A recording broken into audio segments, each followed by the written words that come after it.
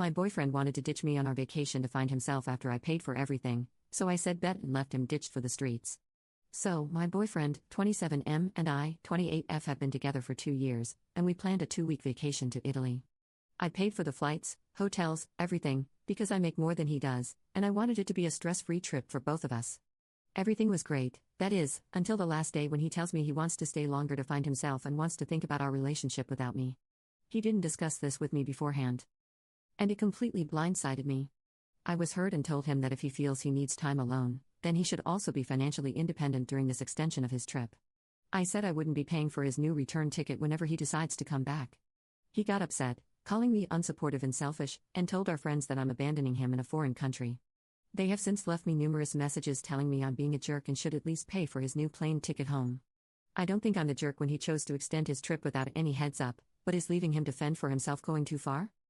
Thank you to all the people who responded, especially the early ones who gave some outside verification of me probably not being the jerk. I don't feel comfortable saying I'm completely blameless here because you're only getting one side of the story, and I need to take responsibility for my part in this whole thing, such as it is. But I guess I never realized how good my boyfriend was at making me feel like unreasonable crap was normal and rational and that I was the crazy one. So, anyways, here's the update. We're both back in America now, and he's packing his stuff to go stay with his family for a bit until he can find a new place. Soon after I posted, it was time to go to the airport, and so I did, without him. I'm one of those people who arrives really early because I never think I'll get to the gate in time, because everything that could go wrong probably would go wrong. It never does, but especially with how I was feeling, my luck was going, I didn't want to push it. I was there for about an hour by myself, mulling things over and talking to my mom.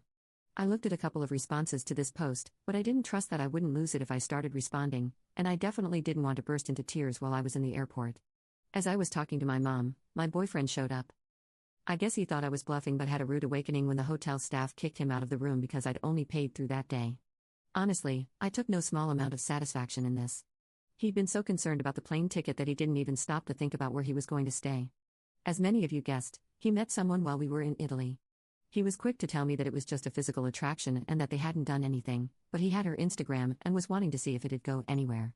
I guess that's what I get for not feeling well and wanting to stay in one night while he went out to explore. Obviously, I told him things were over between us, even though he tried to make it sound like nothing had happened.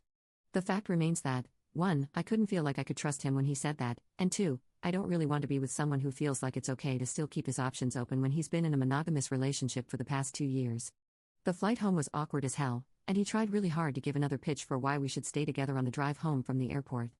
I think, as we got closer to home, reality started setting in, and he realized he'd just thrown a lot away. So yeah, I'm jet-lagged and physically and emotionally exhausted. I'm just kind of numb at this point.